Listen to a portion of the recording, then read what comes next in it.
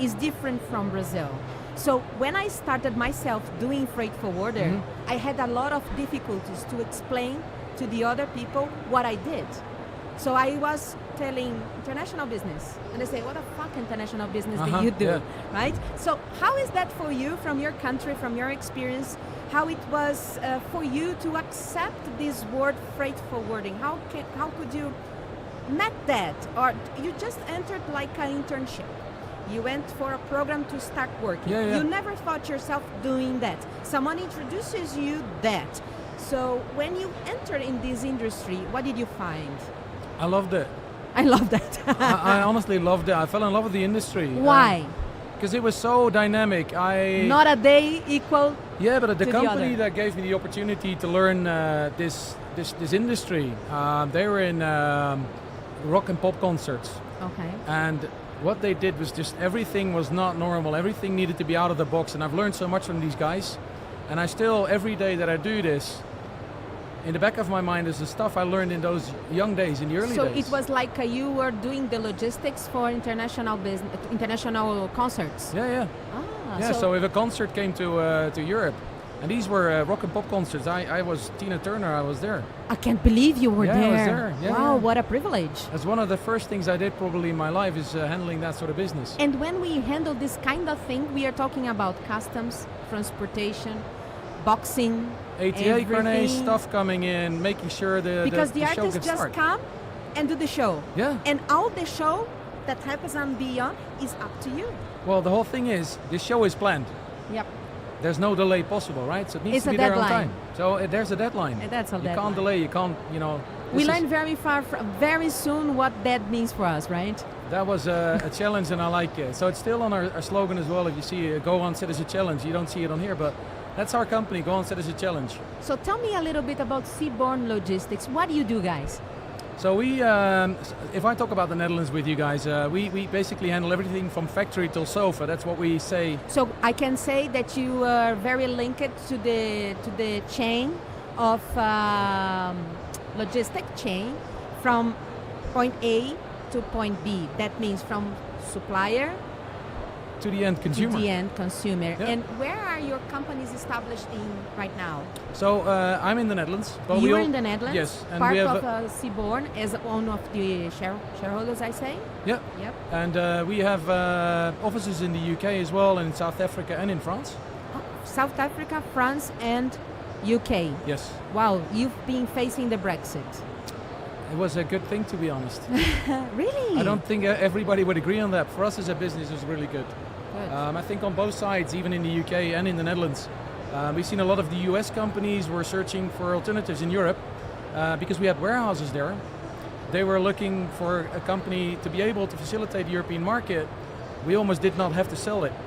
They were looking so hard to come into the European Union to be able to distribute in Europe. And that's, I think, one of our main things that we're doing at the moment is to support. I can tell to the public that your main business right now is the warehousing that you serve. And connected to this warehouse, you can connect also the other services. But also, you told me yesterday, you will have your own trucks as well, right?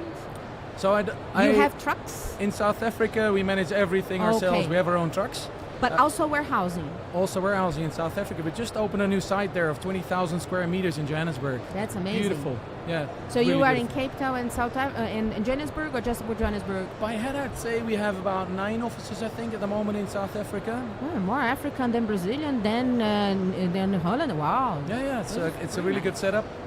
Very nice. It's honestly, again, in South Africa, we have a big warehouse, 20,000 square meters. We have multiple warehouses throughout South Africa. Okay. And we handle a lot of big brands in the pharma, automotive. Very nice. So that's something that we're really proud of, and we're doing the same thing in Europe. So that's pretty cool. That's very nice. Yeah. There's a lot of project cargo going on in our UK offices, and so yeah. How's the market overseas? I mean, I see the reality of Brazil. We also suffer, of course, with the impacts of the war, everything that's happening in the world. We also, everyone suffered COVID.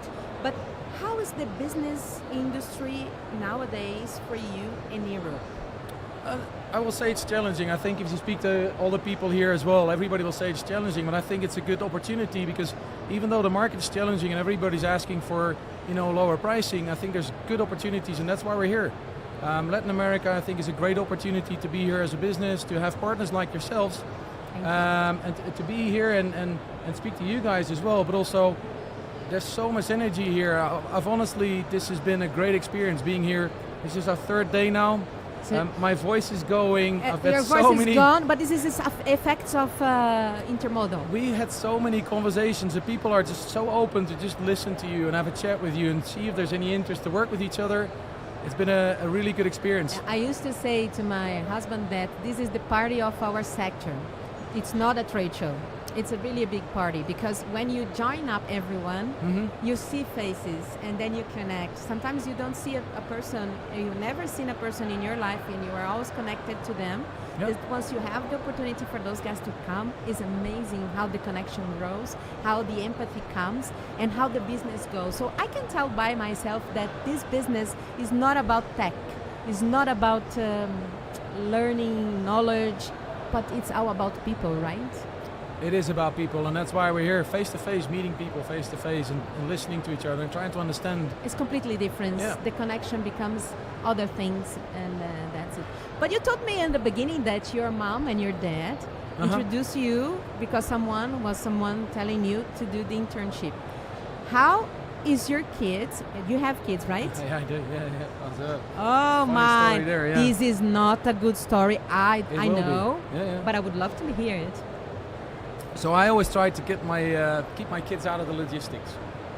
I thought, did the same. It's a lovely industry, but it's also hard work. And I said maybe they want to do something else. But being a young father, I took my son, my oldest, to the offices sometimes, and I think I just made him fall in love with the industry too. Yes. I tried to kick him out. It's like the cocaine. Yeah. You gave cocaine to your kid, right? Yeah. The international cocaine was it? So he works for me now, and he's part of our team, and he's been working with us for a long time.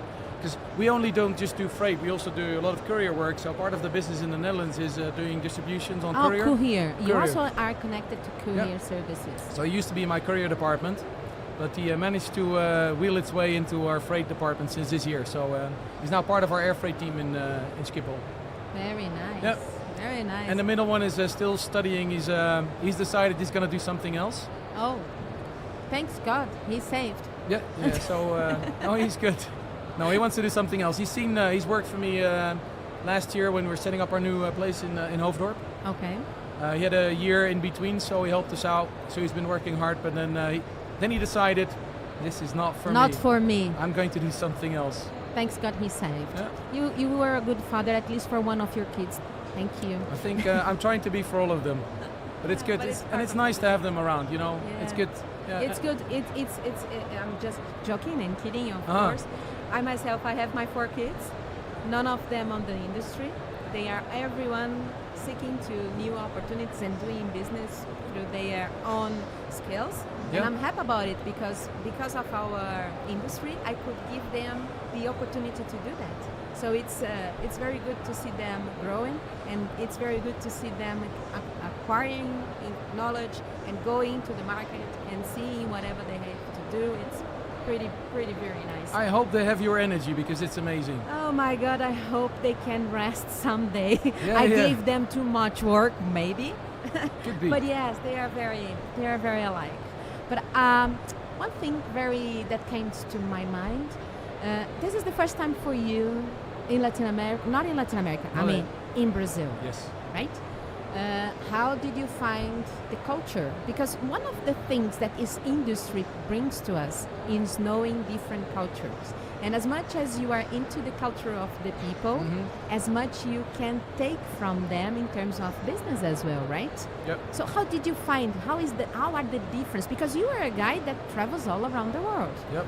Right? Yep. So how you can compare this to everything that you have seen before? So I was positively surprised when we spoke. I said I was having a different expectation when traveling. Oh, really? Here. Which was your expectations? So I've been to Latin America a few times, and I think the city is really beautiful and modern. Feels very safe, even though some told, you should not be walking with your phone out on the streets because it's not that safe. Yeah. But it feels like a very safe place, and I honestly enjoy it. And like I told you on Sunday, you guys just closed down the street, Avenida Paulista, right? Avenida Paulista, yes. And people are so friendly, and it's so nice to be here. And it was just an awesome experience. We were there by surprise. We did not know about it, and we just went there, and it was just really nice. That's when we met you guys. We walked into you, remember? Yes, we didn't plan. Nothing. We were in the middle of Paulista with the other two guys, and then suddenly you appear, and you were there. How was that? Oh, it was amazing. It was we planned. loved it. But not by us. No.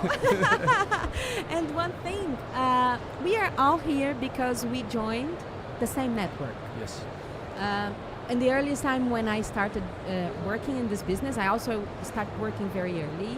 There was no internet, no connection, maybe phones were very expensive. And the only way for us to connect people was traveling from one point to the other point. So when they started these things with networks, it solved a lot of problems because then we could at least be together once a year and meet the partners and do business. This was the opportunity that we had. But now we have 1,000 offers of different networks. What makes you choose Crossrates? So what I like about the Crossrates network is the intimacy. It's not a huge network.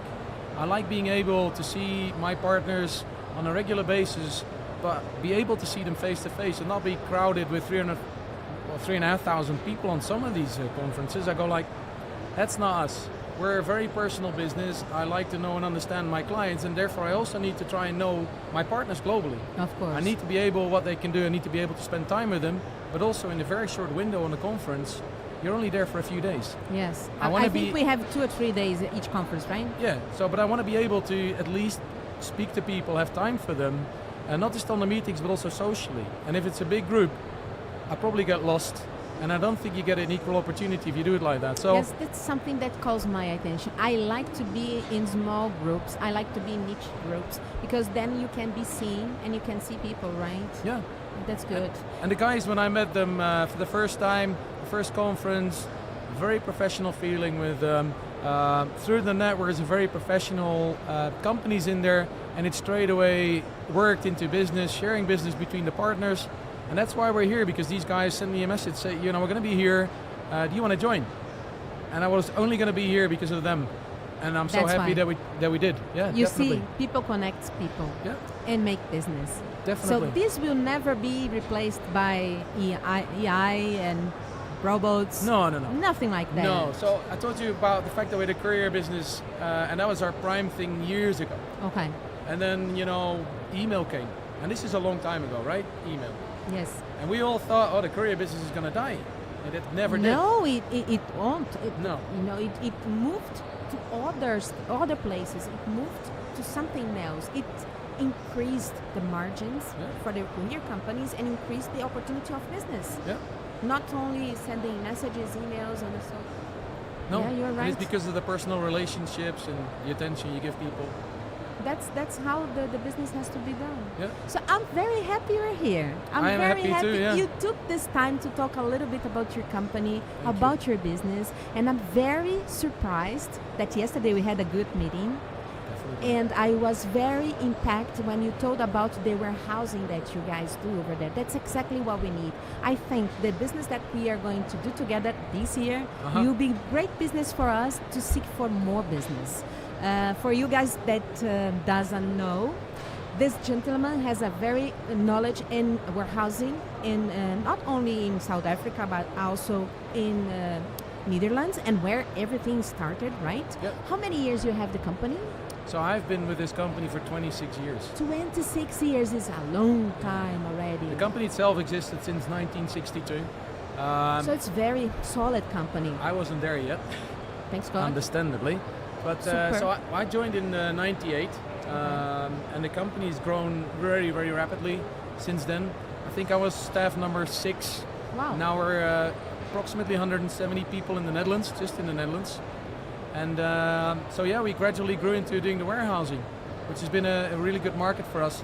And a lot of my clients are in the US. Mm-hmm.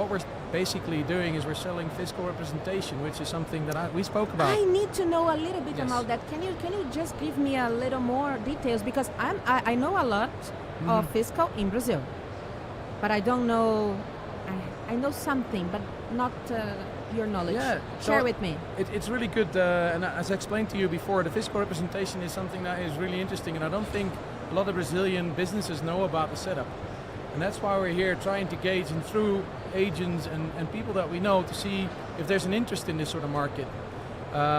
It helps your distribution in Europe. So if companies are looking for distribution in Europe and they are looking for a warehousing company, It's like a bounded area. you could compare Sort it of. almost to a bonded area. The benefit is the goods will be cleared on import, but there's no VAT payable on import. No. No VAT payable So on import. it's like a special storage.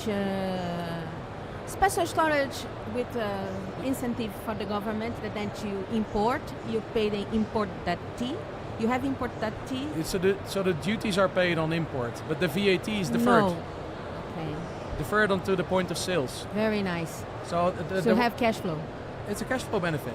And it works really well if you have a high value product. It's not going to work on low value products, but if Of you have a course. high value product, so let's say your container is a value of $100,000, we could save your client at 21% on that particular import. Yeah. So they could use the money to invest in something else. Yes. And that's been a good thing for us, because a lot of the US companies, they realized that this function, or the system works in the Netherlands. They started to be working with us, and even though the goods are coming from Asia or from Brazil or America, they can have a distribution in Europe using the system. It's very nice to know.